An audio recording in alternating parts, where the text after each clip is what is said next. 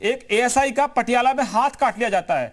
कानून के हाथ काटने की हिमाकत करने वालों के लिए डीआईजी हरिनारायणाचारी क्या सोचते हैं? आपकी वर्दी के अंदर जो एक तरह से आप मैं कहूं कि देश की राष्ट्रीयता की जो भावना भरी है वो कई बार विचलित नहीं होने देती आपको कि कैसे लोग हैं जो कानून के रखवालों का हाथ काट लेते हैं और वो उस कानून के रखवाले को हम हीरो मानते हैं जो अपना कटा हुआ हाथ लेकर अस्पताल जाता है स्कूटी में बैठकर और पूरी ताकत के साथ कहता है कि मैं ऐसे लोगों से लड़ूंगा। मिश्रा जी।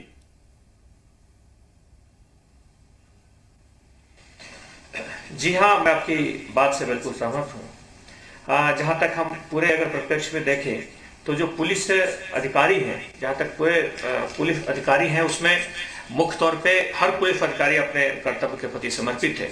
जहाँ तक दुश्मन की बात है, दुश्मन निश्चित तौर पे अदृश्य है और जो एक कानून व्यवस्था की जो स्थिति जो पैदा हो रही है, जो कर्फ्यू लगा है, कोई कानून व्यवस्था से पैदा नहीं हुआ। हम जानते हैं कि पहली बार हम सबके लिए एक ऐसी अजीब सी स्थिति आई है जिसमें दुश्मन अदृश्य है और हम सबके सामने इतनी बड़ी चुनौती है, शायद पिछले 100 सालों की सबसे बड़ी इस तरह की चुनौती है। जहां तक आपके इस घटना का जो प्रश्न का जो दूसरा पहलू है कि पुलिस पर इस तरह की घटनाएं होती हैं, निश्चित तौर से ऐसी घटनाएं बहुत ही दुर्भाग्यपूर्ण हैं और ऐसी घटनाओं में पुलिस ने जहां भी ऐसी घटना हुई है बड़ी त्वरित कार्रवाई की है, बड़ी ही तत्परता से कार्रवाई की है, कठोर कार्रवाई की है और ऐसा होना भी चाहिए। लेकिन मैं कहना चाहूंगा कि 99% लोग फिर भी पुलिस के साथ हैं, इस निर्णय के साथ हैं। जैसे कि मैं इंदौर में अगर लॉकडाउन की बात करूंगा, बड़ी सख्ती से लगाया गया है और इतनी सख्ती से अगर आप चीजों को ले जाते हैं तो सिर्फ लोगों के बिना समर्थन के ऐसा संभव नहीं है। निश्चित तौर पे इसमें लोगों का पर्याप्त समर्थन है जिसके कारण ये इस तरह से लॉकडाउन और बाकी घटनाएं को ठीक ढंग से हम लोग नियंत्रित कर पाते हैं। जहां तक आपने अलग अलग घटनाओं का जिक्र किया, सभी घटनाओं में जहां तक मुझे जानकारी है वो पंजाब की भी जो घटना का आपने जिक्र किया, सभी घटनाओं में पुलिस ने बड़ी तत्परता से काम किया है। जहां तक पुलिस के जवानों की बात है, निश्चित पुलिस के जवान बड़ी ही हिम्मत के साथ, बड़ी मजबूती के साथ इस जंग में उतरे हैं। यहाँ भी मैं कहूँगा कई जवान अलग अलग जगहों पे पॉजिटिव हैं या फिर इस संक्रमण से जूझ रहे हैं, लेकिन इसके बावजूद भी उनके हौसले में कहीं कमी नहीं है। हौसला बिल्कुल उसी तरीके से ऊंचा है, मनोबल उनका उसी तरीके से ऊंचा है। वो फिर जिस दिन लौटेंगे फिर आकर के लड़ेंगे। अभी मैं भी कुछ यहाँ के क्वारंटाइन सेंटर्स में गया था जहाँ पे जवान हैं। उन जवानों से जब मैं जा करके मिला और उन जवानों से भी कहा, तो वो दिन गिन रहे थे कि हमें बस 6 दिन और बचे हैं, 6 दिन के बाद अभी 7वें दिन फिर मैं ड्यूटी ज्वाइन करूंगा। तो निश्चित तौर पे जो जवान है उनका एक मनोबल, उनका जो एक उत्साह है वो निश्चित तौर पे इस जंग में जीतने में कामयाबी में सहायक होगा। और यही कि नहीं, मैं कहूँगा कि हर जगह जहाँ भी है उत्साह के साथ काम कर रहे हैं, चाहे जो भी पुलिसकर्मी है, चाहे स्वास्थ्य कर्मी है जो कि कटिंग एज पर काम कर रहे हैं। एक बिना इस उत्साह और जोश के बिना इस जंग में हम लोग कामयाब नहीं हो सकते। और हम सब मिल करके सारी आपके पास लौट रहा हूं, चाहे पुलिस की टीम हो, स्वास्थ्य की टीम हो, नगर निगम, सब मिल के साथ लड़ रहे हैं। आपके पास लौट रहा हूं। एक मेहमान हमारे साथ हाजी हसन अहमद साहब जुड़े हैं, बहुत देर से हमारी बात सुन रहे हैं। डॉक्टर साहब भी हमारे साथ जुड़े हुए हैं, महेश शर्मा जी हैं, विनोद बंसल जी के पास भी चलूंगा मैं। और हाजी हसन अहमद साहब, जो सवाल उठ रहा है कि लोग अपने धर्म को लेकर इतना परेशान क्यों हैं, क्योंकि ये जो युद्ध है कोरोना का, ये धर्म से हटकर है, ये व्यक्तियों पर हमला करेगा, ये राष्ट्र की सीमाओं से परे है। आपके जो लोग हैं या आपके जो साथ के लोग हैं वो एक दूसरे को समझाने की कोशिश क्यों नहीं करते कि साहब ये युद्ध जो है वो केवल किसी मुल्क का नहीं है, पूरी दुनिया का युद्ध है।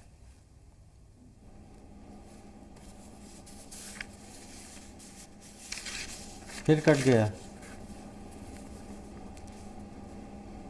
जी, फिर कट गया।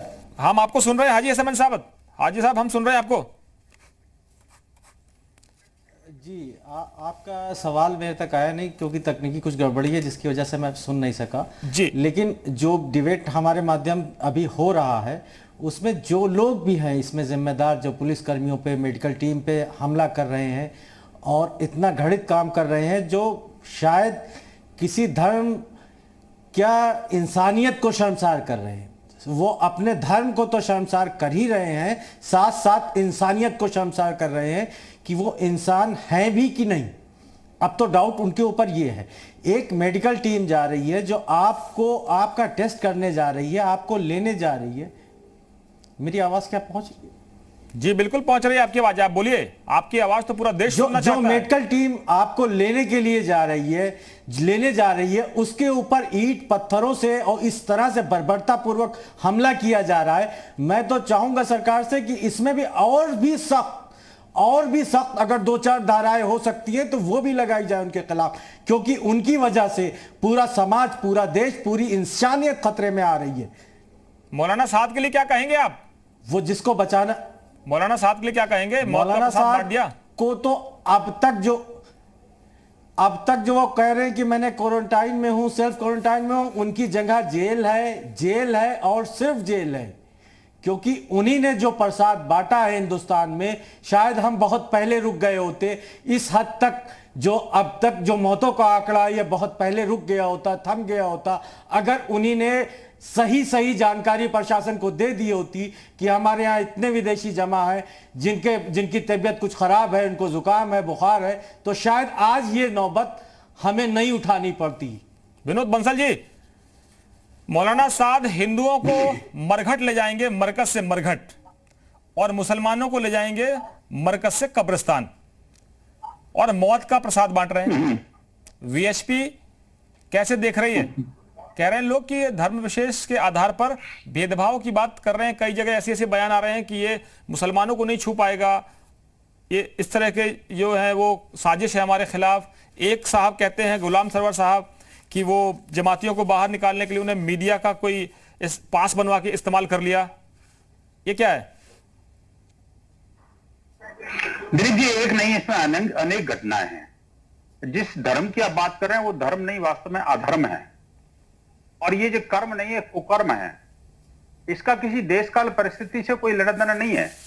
ये बेसिकली ये मानसिकता का प्रश्न है। दिलीप जी एक बात समझ में आनी चाहिए आपको कि एक तरफ तो भारत के प्रधानमंत्री पूरे विश्व के लिए कोरोना के संकट से निवारने के लिए वो एक शांतिदूत के रूप में काम कर रहे हैं, और अमेरिका जैसे शक्तिशाली जो विश्व की महाशक्ति है उसको भी सहायता कर रहे हैं, और जो भी पीड़ित देश हैं उनको सबको चिंता करते हुए अपने देश की चिंता कर रहे हैं। और एक दूसरी तरफ आप पाकिस्तान को लीजिए कि वहां पर पाकिस्तान में जिस तरह से तबलीगी जमात का 2.5 लाख लोगों का समागम हुआ, और उसके बाद भी जो उन्होंने जब उसको क्वारंटाइन करने की कोशिश की, लॉकडाउन करने की कोशिश की पाकिस्तान में, तो लॉकडाउन के दौरान पाकिस्तान में हिंदुओं के साथ कैसा दुर्व्यवहार हो रहा है टाइम पर, जबकि भारत ने पूरी तरह से ऐसा लग रहा था कि हमने कोविड को पूरी तरह से कंटेन कर लिया, हमने एक विजयश्री प्राप्त करी, और हम पूरे विश्व के अंदर एकमात्र ऐसे बड़े देश हैं जिन्होंने कि एक विजय हासिल की है कोविड को जीतने में। वहीं पर जैसे ही ये तबलीगी जमात का विस्फोट हुआ, पूरे देश को आतंकित कर दिया। जिस तरह का आतंक इन्होंने फैलाया, मैं सीधे शब्दों में इनको आतंकी कहूंगा। विश्वास सारंग जी के पास चलते हैं। धर्म से जोड़ते हैं तो जोड़ना चाहिए। विनोद जी, विश्वास सारंग जी बैठे भोपाल में, बीजेपी के विधायक हैं, आगे सरकार जो बनने वाली उसमें मंत्री बनेंगे, और डॉक्टर साहब भी हमारे साथ जुड़े हुए हैं। विश्वास जी, आप भी मरकज के जमातियों से परेशान है, ढूंढ कर परेशान है। भोपाल और इंदौर में तबाही मची हुई है। देखिए, निश्चित रूप से पूरे देश में जो कोरोना का माहौल बना है उसमें बहुत बड़ा योगदान मरकज वालों का है। ये हमारे लिए दुर्भाग्य, इस देश के लिए दुर्भाग्य कि 70 साल की आज़ादी के बाद भी जब देश को एकजुट होकर किसी समस्या पर लड़ना चाहिए, जब संपूर्ण देश नरेंद्र मोदी जी के नेतृत्व में इस भीषण समस्या के खिलाफ लड़ रहा है, चंद लोग अपनी उल्लू सीधा करने के लिए इस तरह से माहौल को बिगाड़ते हैं, और उसका जीता जागता उदाहरण हमें देखने को मिलता है। 40-50% तो वही लोग हैं, और बाकी लोग जो भी पॉजिटिव आ रहे हैं उसमें भी कहीं ना कहीं हिस्ट्री मरकज से जुड़ी हुई है। तो ये निश्चित रूप से हम सबके लिए शर्मनाक भी है, दुर्भाग्यपूर्ण भी है, और सोचने लायक भी है। और इसमें दिलीप जी, मैं एक बात को और ऐड करना चाहता हूँ। ये केवल मामला इस बात का नहीं है कि कोरोना की लड़ाई चल रही है और किसी एक धार्मिक स्थान पर लोग इकट्ठे हो गए, प्रशासन की बात नहीं मानी, शासन की बात नहीं मानी, आग्रह को नहीं माना, इस पूरी समस्या की भीषणता को और इसकी गंभीरता को नहीं समझा। केवल यहीं तक सीमित नहीं है। मुख्य मुद्दा यह है कि इसके पीछे की मानसिकता क्या है, इसके पीछे क्या केवल विघटन की मानसिकता है? विश्वास जी, मैं आपको रोक रहा हूं। एक तस्वीर हमारे पास और है, और मैं अपने सहयोगियों से कहूंगा कि डॉक्टर साहब से सवाल लेने से पहले मैं वो बयान सुना दूं जिसमें मौलाना गुलाम सरवर कह रहे हैं कि ये प्रधानमंत्री नरेंद्र मोदी देश में कोरोना फैलाने के लिए जिम्मेदार हैं, और वो कह रहे हैं कि लॉकडाउन में जो नियम कानून की धज्जियां उड़ाई जा रही हैं, ये जो है कोरोना जो इंसान से इंसान में नहीं फैलता। ये मौलाना गुलाम सरवर का ये स्टिंग हमारी टीम ने किया है। तो जरा मैं डॉक्टर साहब आपको सुना रहा हूं, क्योंकि आप डॉक्टर हैं, आप इलाज करते हैं, मैंने भी कई बार आपसे मदद मांगी है और आपकी टीम ने मेरा इलाज भी किया है, मेरे सहयोगों का इलाज भी आपने किया है। ये कह रहे हैं इंसान से इंसान में नहीं फैलता। तो ये कौन सा धर्म है जो साहब ऐसे सिखाता है कि कोरोना में डॉक्टर कुछ बताए, पूरा सिस्टम कुछ बताए, लेकिन आप धर्म के आधार पर उसका एक तरह से एनालिसिस करते हैं। जरा सुनाइए डॉक्टर साहब को, फिर सवाल लेते हैं। दुनिया में एक ही धर्म है जी। दिलीप जी, एक बात बताइए, जैसे कि हम लोग, आप निजामुद्दीन मेरे साथ चलिएगा, उनका कसम खिला के कब आप जाइएगा। हिंदू मुस्लिम दंगे में भी वैसा कर्फ्यू नहीं होता जिस तरह से सील किया, हर चौराहे पे पारामिलिट्री फोर्स को खड़ा किया, हर नुक्कड़ पे। लेकिन हिम्मत से काम होता है सर। मेरे को मौलाना शादाब कासिम एक है, वहीं पे दुआ तावीज़ वगैरह करते हैं, वहीं रहते हैं, लेकिन है वो बाय नेचर हम लोग के हैं, ठीक है, रोजगार है अपना, दुआ तावीज़ दे रहे हैं। उन्होंने हमको कहा काफी साहब इस बंदे के पास पैसा खत्म हो रहा है, तमिलनाडु का और आलिम भी है, यानी कि वो से फारिग भी है, तमिलनाडु का, और जमात में आया था और ऐसे ऐसे ये घूस पैठ करके चला आया था इधर, चूँकि मरकज से सबको निकाला जा रहा था। तो अब इसके पैसे ख़त्म हो रहे हैं, या तो पैसे का इंतजाम कीजिए या शिफ्ट कीजिए। हम तो भाई मेरी तो औकात है नहीं कि हम 15 दिन 10 दिन अभी 10,000 रुपया 8 रोज़ दें उसको। हाँ, शिफ्ट कर देंगे, खाने पीने रहने का इंतजाम कर देंगे। तो बोला हम बोले क्या क्या सामान, टी शर्ट, वो जो नाइट में पहनते हैं क्या बोलते हैं, ट्राउज़र, वो लेके हम गए। ठीक है, हमने अंदर भिजवाया, हमने कहा टी शर्ट ट्राउज़र पहनने बोलो, कार्ड दिया है गले में टांग लो, ठीक है, और अंदर घुसा लो, यानी कार्ड बाहर नहीं रहना चाहिए, सिर्फ फीता दिखना चाहिए। माइक दिया राज सहारा का हाथ में, एक कुकर्म नहीं करना पड़ता है ये। अरे भाई ये बनाए हुए हैं, सब बनाए हुए हैं ना। ये दिया, मैंने कहा आप हाथ ऐसे पकड़े रहना, मेरे पीछे बैठ जाओ, बैग रखो, ठीक है, और 10 किलो का आटा का पैकेट खरीदा, क्योंकि उनका बैग था भारी, जमात वाले तो तुरंत दरी उरी भी रखे हुए। कब से थे यहाँ पर ये भाई साहब? ये पहले से आए हुए थे, ये लगभग 18-19 मार्च को आए। ये गए थे देवबंद उस्ताद से मिलने, फिर वो मिलने के बाद आ गए मरकज, जिसका जिस जमात से लगाव है ना, तो वो वालेहाना है। जैसे पॉलिटिकल होता है ना, तेजस्वी के खिलाफ को बोलेगा तो खून पी जाएगा आदमी, जैसे मोदी के खिलाफ बोलेगा तो खून पी जाएगा, वैसे अभी इलाहाबाद में तो मर्डर हो गया, पता है ना? नहीं सुनिए, इलाहाबाद में चाय की दुकान पे कोई गैर मुस्लिम ने तबलीगी जमात वाले को बोल दिया तुम ही लोग कोरोना फैला रहे हो, बस हो गया। उसने निकाला पिस्टल, तबलीगी जमात को सोचता है लोग कि फकीर चंद जमात है, उसमें तो 1 करोड़पति भी घूम रहा, निकाला पिस्टल, मार दिया वहीं, वो न्यूज बन गया। तो ये सब चीज लिख दिया और उनको बैठाया, 10 किलो आटा का ऊपर से वो रखा कट्टा। हमने कहा जितना भी, हमने कहा आप कुछ मत बोलना, कहीं भी कुछ भी मत बोलना भूल से, बाकी हम निपट लेंगे।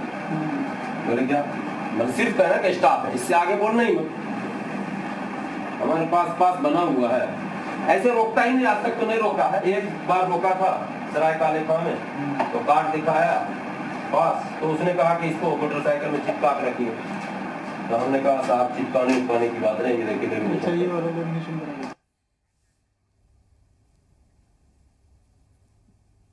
तो डॉक्टर साहब आपने सुना होगा, क्या सोच रहे हैं? आपकी धड़कनें तो वैसे बहुत मजबूत हैं, डॉक्टर बहुत मजबूत होता दिल से। ये लोग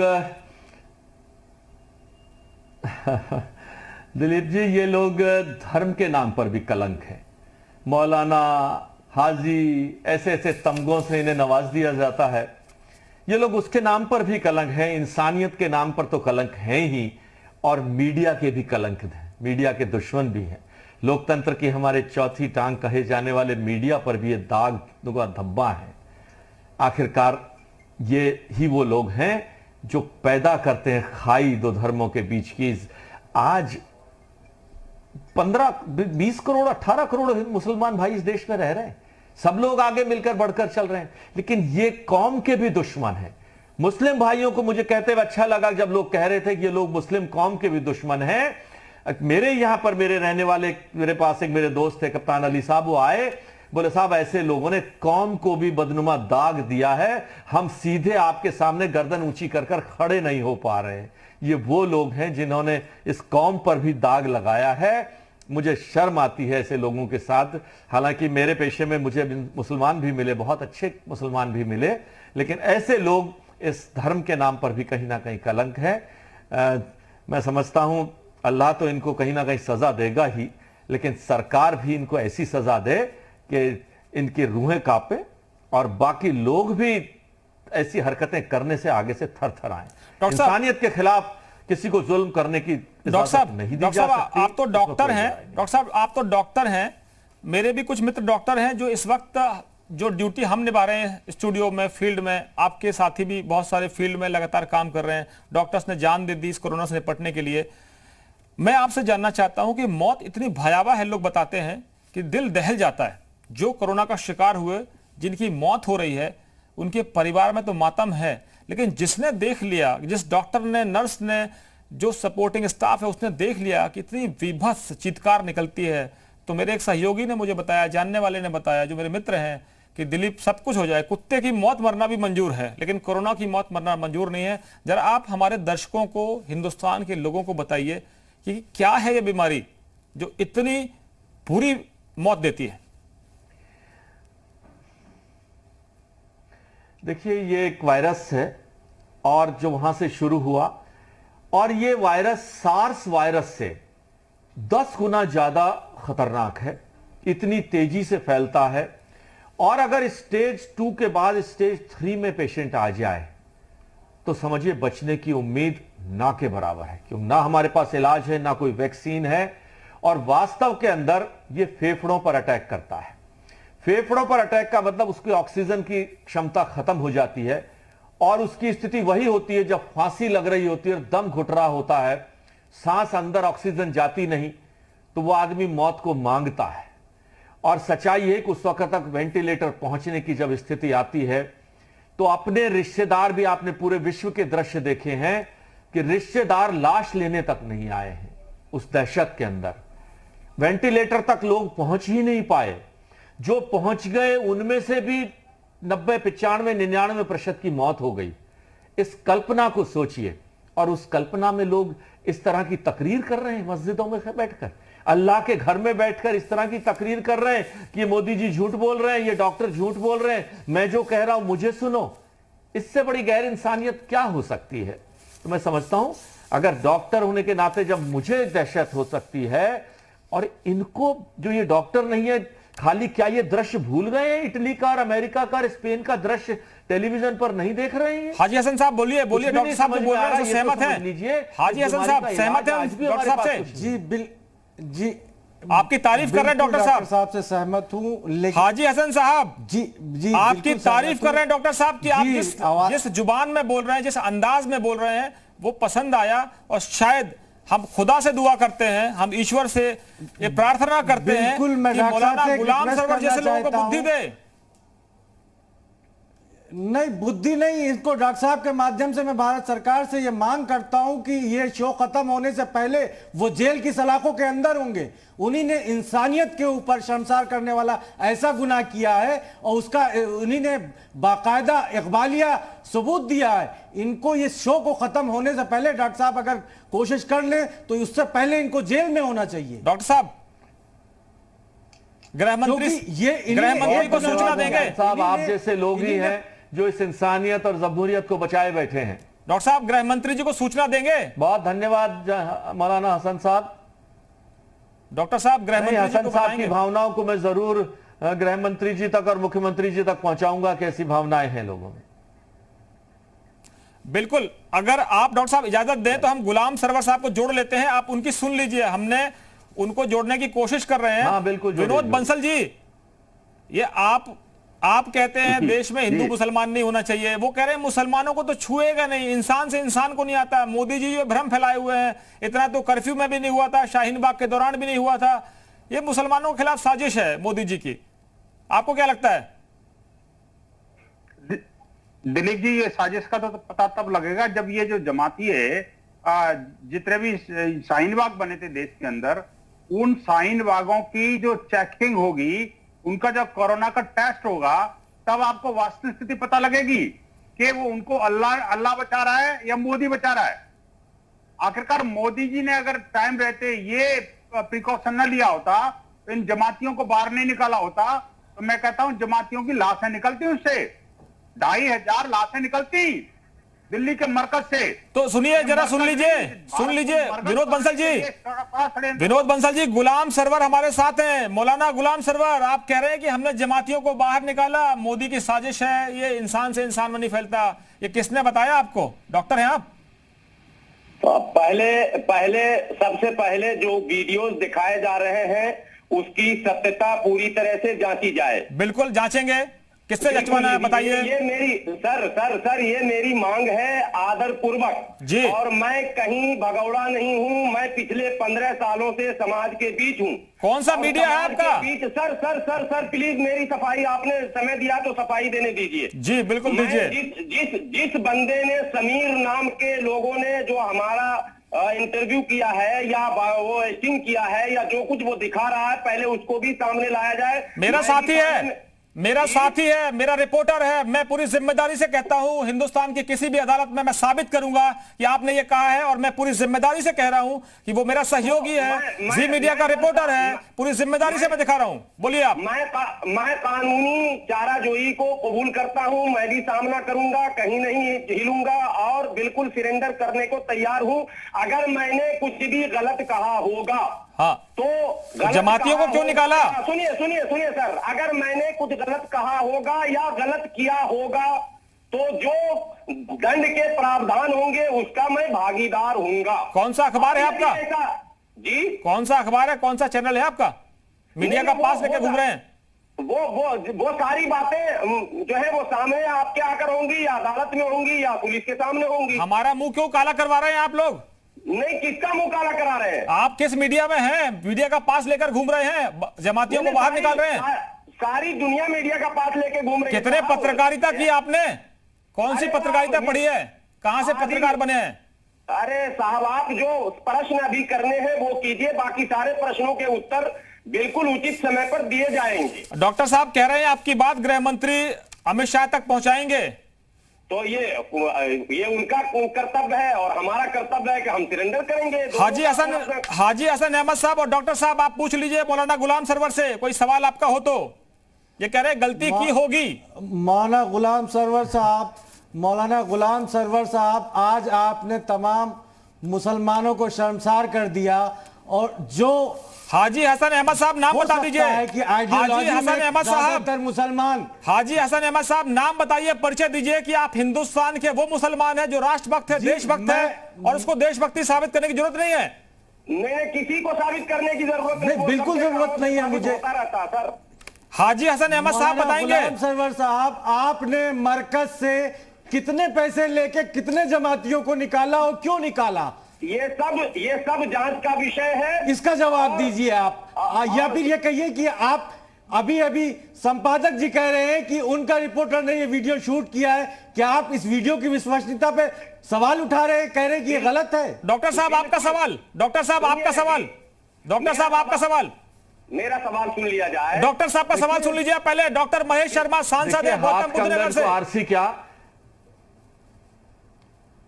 देखिए, एक हाथ कंगन को आरसी क्या, आपने सब कुछ दिखा दिया है। और एक तरफ इंसानियत के नेक बंदे के रूप में हमारे हाजी हसन साहब भी बैठे हैं जो अच्छी तकरीर कर रहे हैं। मैं उनको सलाम करता हूं, मैं उनको प्रणाम करता हूं, सलाम करता हूं।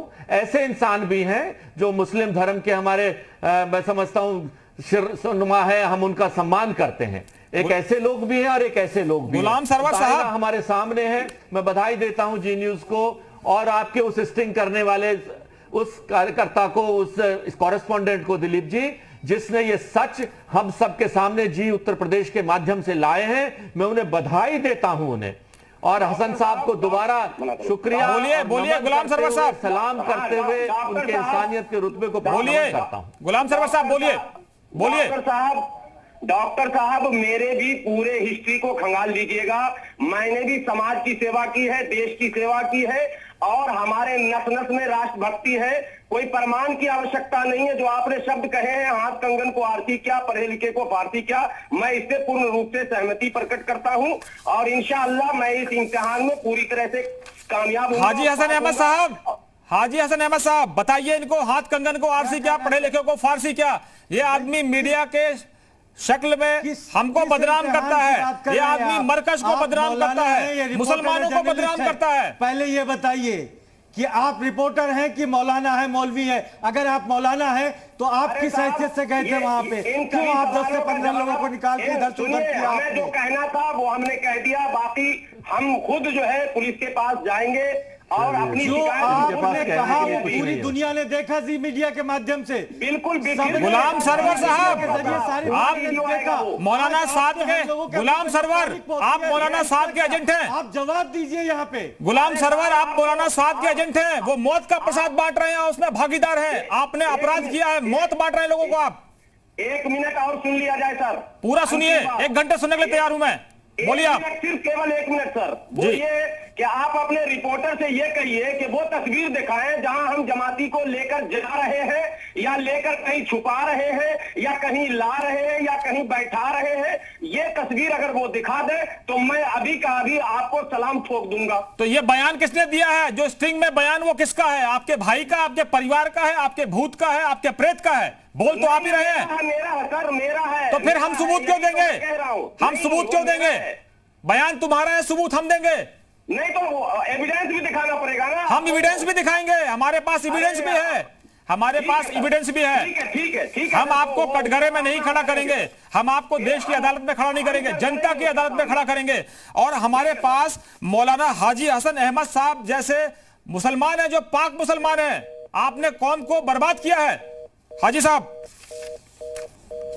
हाजी साहब बताइए। जी हाजी साहब बताइए। अब आप अगर ये कह रहे हैं कि इनकी आवाज भी इनकी है, वीडियो भी इनका है, तो ये क्या कहना चाह रहे? ये झूठ बोल रहे थे, सरेआम किसी को गुमराह कर रहे थे। कैसे मुसलमान है, कैसा ईमान है आपका?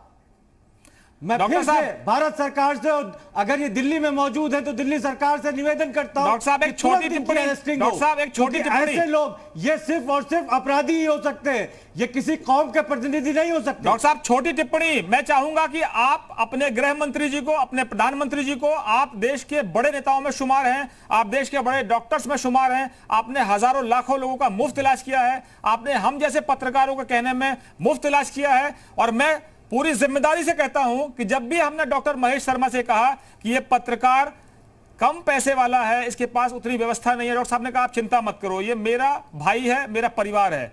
किसी के बच्चा होने पर डॉक्टर साहब खुद देखने आते हैं। मैं आपसे पूछता हूं डॉक्टर साहब, क्या आप संसद में इस सवाल को उठाएंगे कि जिस तरह से फर्जी पत्रकार हमारे देश की मीडिया को बदनाम करते हैं, कोई सख्ती होनी चाहिए?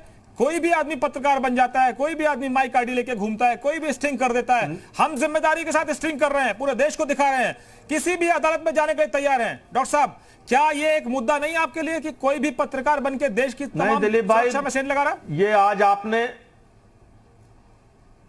दिलीप भाई, ये जो आज आपने विषय रखा है, आपने जो आज ये स्टिंग ऑपरेशन के माध्यम से विषय रखा है, ये वास्तव में बधाई के पात्र हैं आप कि सरकार की भी आंख खुलेगी, हमारी खुफिया एजेंसियों की भी आंख खुलेगी, देश के लोगों की आंख खुलेगी, और जो ये पास इश्यू करने वाले लोग हैं इनकी भी आंख खुलेगी कि कहीं ऐसे देश के दुश्मन के रूप में जो लोग काम कर रहे हैं वो कहीं पास को ना ले लें और इस तरह के सिस्टम को हमारे को खराब ना कर दें। बहुत बड़ी बात कही है हमारे अहमद साहब ने, हसन अहमद साहब ने, कि या तो आप मौलाना है तो मौलाना रहिए और पत्रकार हैं तो पत्रकार रहिए, और अगर आप बीच के एजेंट हैं पैसा लेकर ये काम करने वाले तो वो काम करिए। विश्वास मंत्री बनने वाले हैं शिवराज सरकार में, आप लगाम लगाएंगे ऐसे पत्रकारों पर जिनको आपकी सरकार भी प्रेशर देती है, कांग्रेसियों की सरकार भी प्रेशर देती है और गलत तरीके के लोगों को पास बांटती है? देखिए, आपने एक पत्रकार ने एक फर्जी पत्रकार का पर्दाफाश किया है, तो सबसे पहले तो मैं जी को और आपको बहुत बधाई दूंगा। और निश्चित रूप से समाज में ऐसे किसी भी वर्ग के लोग हों, यदि फर्जी तरीके से समाज को गुमराह कर रहे हैं तो उनको सलाखों के पीछे रहना चाहिए। ये देश को तोड़ने का काम कर रहे हैं, समाज को तोड़ने का काम कर रहे हैं। विश्वास जी, ये पत्रकार का स्टिंग नहीं है, ये स्टिंग ऐसे मौलाना का है जो पत्रकार के वेश में छुपा हुआ भेड़िया है। वो पत्रकारिता को भी बदनाम कर रहा है मुसलमानों को भी बदनाम कर रहा है और ये कहता है कि मैं पत्रकार बनके पत्रकार की आड़ में मरकज से मैंने